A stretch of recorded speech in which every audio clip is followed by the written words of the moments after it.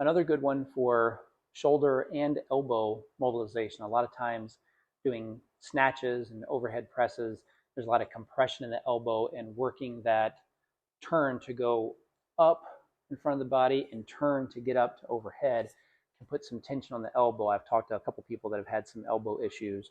So a good thing for the elbow and the shoulder, whenever we're down on all fours and we rock forward and back and working on wrist mobility and turning the wrists and trying to stretch those out, add in a little rotation from the shoulder to help move the elbow around. So if you've got your hands facing forward, your elbows, the inside of your elbow, your crease of your elbow tends to be facing inside towards the other arm. So if you think about turning your shoulders and turning that elbow to try and get the crease of your elbow to face forward, and then trying to turn it to get it to face you as much as you can, your forearm bones, you're pronating and supinating, rolling those back and forth.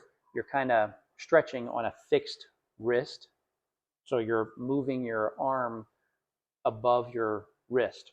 So trying to turn those back and forth, and you're turning your elbow, it's moving the shoulder and the wrist, but you're thinking about turning that elbow as much as you can. If I was down here holding your elbow, I'd be just above and below the elbow trying to turn that elbow. Again, it's turning the shoulder and the wrist. You're going to feel it there, but the focus is to open up that elbow joint as much as you can. So putting your wrists in different positions, trying to turn those elbows forward and trying to turn them around as far as you can with those wrists in different positions. You're not going to move as far, but you're going to feel a good stretch with those. And you can do that a little bent and all the way straight in those different positions.